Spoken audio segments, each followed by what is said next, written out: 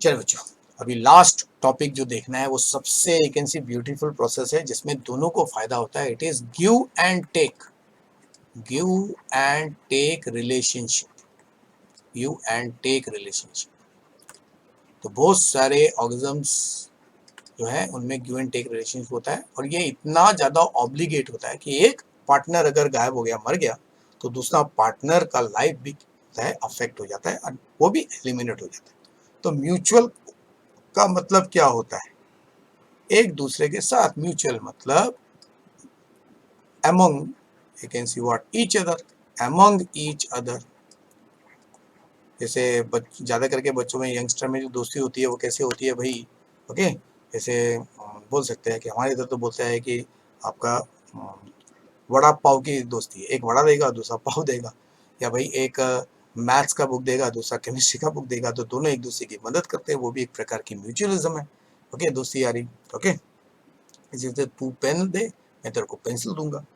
Okay, तो दोनों को, यानी कि एक के बंदे के पास कभी पेंसिल नहीं होती है, दूसरे के पास कभी पेन नहीं होता है, तो दोनों एक दूसरे को क्या करते हैं, अपने अपने आइटम्स दे देते हैं ताकि उनका स्टडी चलता रहे। ओके, सो तो in this interaction both the partners are benefited.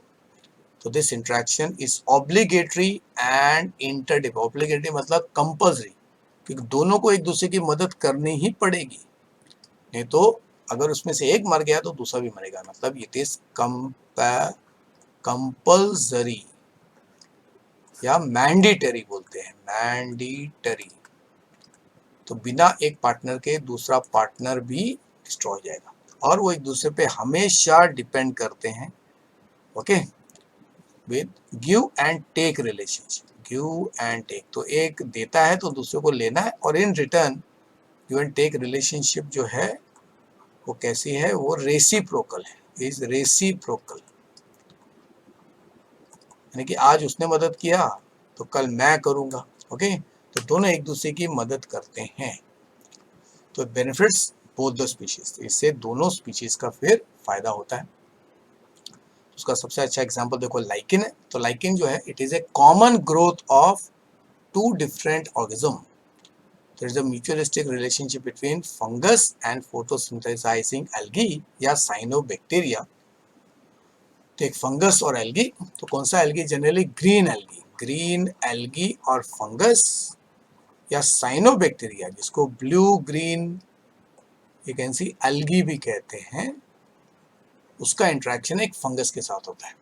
तो एक्चुअली फंगस के बॉडी में, फंगस की बॉडी को क्या कहते हैं देखो बच्चों, तो फंगस के बॉडी को, जो फंगस का ये जाल जैसा दिख रहा है, ये है फंगल माइसेलियम, फंगल हाइफी, इससे जाल जैसा बनता है उसको कहते हैं माइसेलियम। और इसी माइसेल में एल्गी ग्रो कर रहे हैं। तो ये है देखो अपर लेयर और ये है लोअर लेयर, और दोनों के बीच में जो भी इंट्रैक्शन हो रहा है वो बहुत ही कंपल्सरी है।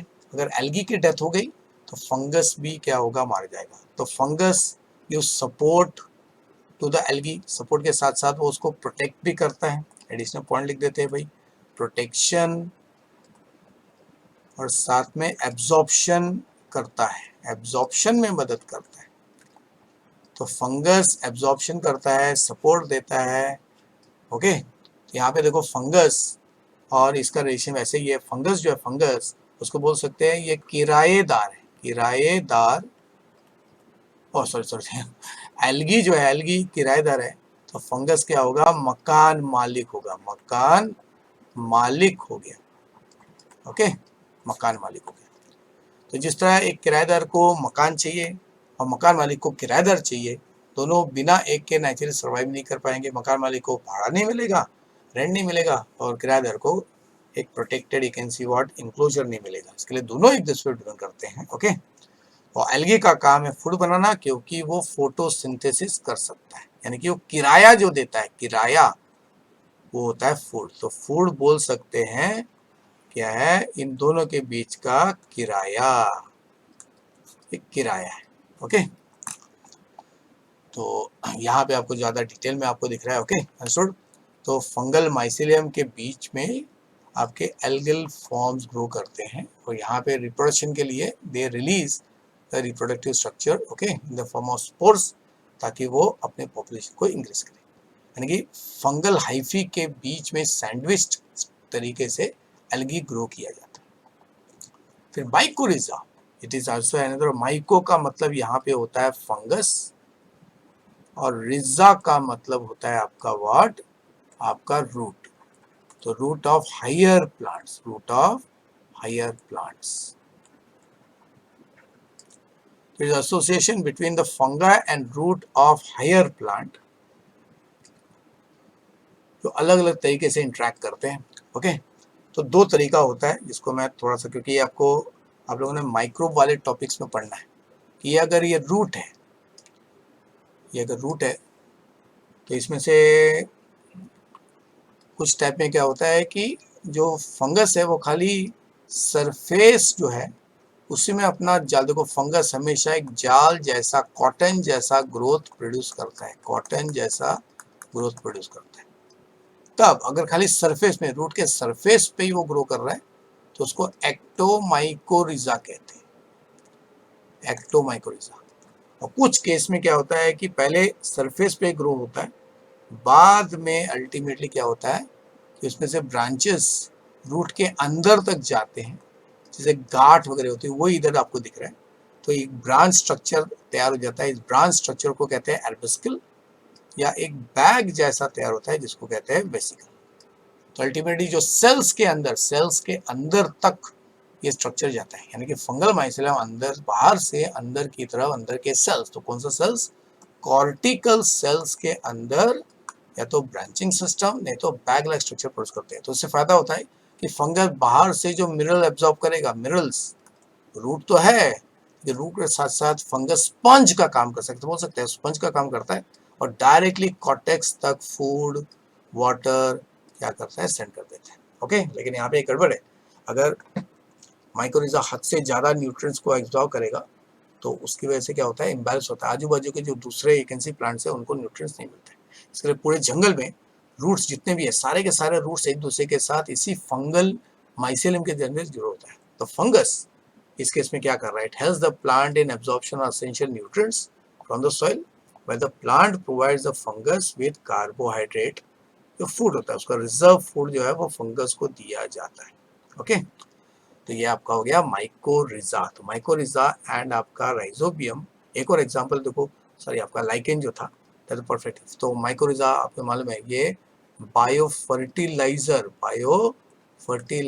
की तरह क्या है, काम कर रहे हैं। उसी तरह अगर बर्ड एक फ्लावर, इनके बीच का जो रिलेशनशिप है वो भी आपका म्यूचुअलिज्म है, क्योंकि बर्ड को चाहिए आपका नेक्टर और फ्लावर को चाहिए पॉलिनेटिंग एजेंट। ओके, तो plant animal interaction often involve को एवोल्यूशन ऑफ द म्यूचुअलिस्ट, यानी जो एनिमल एक दूसरे की मदद कर रहे हैं उनको आपस में म्यूचुअलिस्ट कहते हैं। तो mutualism between plant and animal through pollination and seed germination. तो इसके देखो प्लांट तो मोटाइल नहीं है, तो प्लांट के पोलन को ले जाने के लिए वो इंसेक्ट से दोस्ती करता है या बर्ड से दोस्ती करता है या आपका अपना बैट से दोस्ती करता है। ये पार्ट देखो आपने आपका प्लांट रिप्रोडक्शन में, रिप्रोडक्शन फ्लावरिंग प्लांट्स में स्टडी किया है ना, पॉलिनेशन वाले टॉपिक में। तो इस तरह तो फ्लावर अगर अपने आप को मॉडिफाई करता है तो जो कॉरस्पॉन्डिंग वर्ड है, कीड़े मकोड़े है, वो भी अपने आप को इस तरह मॉडिफाई करते हैं ताकि फ्लावर का फूड ऑब्टेन कर सके या उसके एंथर को प्रॉपरली टारगेट एकेंसी वर्ड आपके फ्लावर तक पहुंचा जाए। ओके, इसके लिए दोनों का साथ साथ इवोल्यूशन होता है। जैसे इसमें फ्लावर आ गया और उसको पोलिनेट करने वाले स्पीशीज, जैसे मैंने अभी बोला बीज अगर खत्म हो गए तो almost more than 50% plants will go away. तो दिस इज को evolution of humming bird and the flowering, इधर लिखना पड़ेगा स्पेसिफिक आता है फ्लावरिंग प्लांट, कोई भी प्लांट नहीं, फ्लावरिंग प्लांट। ओके, चलिए एक और देखो, यहाँ पे आपको मक्खी दिख रही है जो फ्लावर के जूस को ऑब्टेन कर रही है, और उनके पास देखो क्या होता है आपका pollen, you can see what pockets होता है जिसमें पोलन को सेलेक्ट करते हैं। तो plant need the help of animal for pollination, for dispersal of the seed. तो एनिमल भी अल्टीमेटली क्या करता है, उसके हिसाब से वो कुछ रिक्वायरमेंट ले लेता है, यानी कि प्लांट को अगर अपना काम कराना है तो उसके लिए एनिमल को कुछ ना कुछ देना पड़ेगा। तो क्या देते हैं, पोलन के रूप में नेक्टर के रूप में, कुछ केस में सीड्स के रूप में, और फ्रूट्स जो एक्चुअली फाइनल तैयार होता है तो बहुत ज़्यादा फ्रूट तैयार होता है, उसमें से कुछ जो है वो आपका म्यूचुअलिस्टिक एक ऐसी जो एनिमल है वो कंज्यूम कर लेता है। ओके, चलिए, तो अंजीर का पेड़ और व्यास के बीच में भी क्या है, म्यूचुअल होता है। तो फिग का स्पीशीज आपने कभी देखो, अंजीर को जब फोड़ते हैं तो अंदर से छोटी छोटी मक्खियां निकलती है, वो व्यास बोलते हैं। तो एक particular fig species only a particular Vyas species के द्वारा ही पॉलिनेट होता है। और ये इंश्योर करने के लिए क्या करती है कि ये जो स्पीशीज है ये फ्लावर स्टेज में अपने अंडे अंजीर के अंदर डाल देते हैं। इसके लिए बहुत सारे केस में आप देखोगे जब अंजीर को ओपन करते हैं तो अंदर से एक एनसी वाट आपके छोटे छोटे इंसेक्ट्स बाहर निकलते हैं।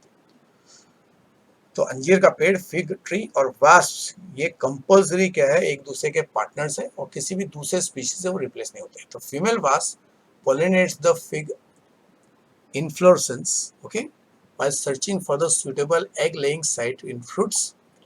The fig offers the wasp some developing seed as food for the wasp larva. Okay, तो अंजीर जो है उसके प्लांट में अल्टीमेटली डेवलपिंग सीड को ये वास्प खा जाता है। इस प्रोसेस में अल्टीमेटली क्या है, वास्प जो है वो पोलन आपके बॉडी में चिपक जाते हैं और फिर वो जब दूसरे प्लांट फ्लावर के पास जाता है, ultimately because of the shaking, because of the friction, जो उसके बॉडी के लार्वा है वो दूसरे फ्लावर के स्टिग्मा पर जाते हैं। ओके, तो यहाँ पे जो फूड है फॉर द वास्प लार्वा वो जनरली होता है नेक्टर या आपका प्लांट सैप। प्लांट का वो सैप रहता है, जूस रहता है। सैप का मतलब भी जूस। ओके, यहाँ पे देखो डायग्राम दिख रहा है। तो ये है आपका अंजीर का फ्लावर और ये अंजीर में देखो, अंजीर में जो फोड़ा गया तो ये कीड़े कीड़े जो छोटे छोटे निकल रहे हैं ये वैस्प है। This is what, wasp. ये आपका वैस्प है। तो बहुत सारे वैस्प आपको दिख रहे हैं और ये हो गया फ्लावर। ये आपका flower of what, fig tree. चलिए, तो ऑर्किड भी डाइवर्सिटी शो करता है इन फ्लावर पैटर्न ताकि वो राइट पॉलिनेटर इंसेक्ट ही उसके पास आया। तो उसका एग्जांपल है बीज और बबल बीज, यही ऑर्किड के पास आने चाहिए पोलन को ले जाने के लिए। ओके, तो not all orchids offer rewards. तो सारे ऑर्किड्स जो है वो नेचुरली सेंटेड नहीं होते। ओके, इसके लिए कुछ ऑर्किड्स के जो पोलन्स है वो आसानी से क्या है, ट्रांसमिट नहीं होते। तो यहाँ पे आपको देखो, यहाँ पे ये है आपका वर्ड बबल बी, काली जो मक्खी होती है बड़े साइज की, बबल बी। और ये आपका वर्ड ऑर्किड, आपका वर्ड फ्लावर। ऑर्किड का ये फ्लावर है। ओके, फिर तो एक ऑर्किड है जो क्या करता है, रिप्रोडक्शन प्रोसेस के टाइम पे अपने बॉडी के एक पार्ट को इंसेक्ट जैसा मॉडिफाई कर देता है। ओके, तो इसको कहते हैं सेक्सुअल डिसीट। तो one petal of the flower resembles female bee in the size, color and marking. So the male bee अगर आ गया तो उसको लगेगा कि ये फ्लावर नहीं है, उसका लाइफ पार्टनर है। तो इस प्रोसेस में वो क्या करता है, उस फ्लावर को मक्खी समझ के उसके साथ कॉपुलेशन करने लग जाता है, मतलब ये उसमें अपने स्पर्म्स को डालने की कोशिश करता है। ओके, तो इस प्रोसेस में क्या होता है कि फ्लावर के स्टिग्मा पे आपका पोलन डस्ट हो जाता है। Okay, when this bee pseudo copulates with another flower, it transfers pollen to it. The male bee's color pattern changes slightly during evolution. Pollination succeed will be what, reduced. तो इसके लिए तो female B में अगर कोई variation हो गया तो इमीडिएटली उसी कॉरस्पॉन्डिंग टाइप का जो वेरिएशन है वो आपके एक वर्ड फ्लावर में भी होना चाहिए। ओके, ताकि वो एक दूसरे के हिसाब से अपने आप को एडजस्ट करके और हमेशा एक उसी टाइप के द्वारा क्या होगा, आपका पॉलिनेशन होगा। ओके, तो चलो,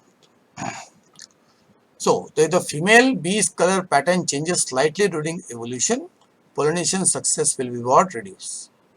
तो इसके लिए इस केस में क्या होता है कि फीमेल बी का जो कलर है वो सदियों से क्या है, सेम ही है, ज़्यादा फर्क नहीं पड़ा है, क्योंकि आपका जो आपका फ्लावर है उसने अपने आप को चेंज नहीं किया। फ्लावर ने अपने आप को चेंज किया होता तो फीमेल बी भी अपने कलर पैटर्न को उसके हिसाब से चेंज करते।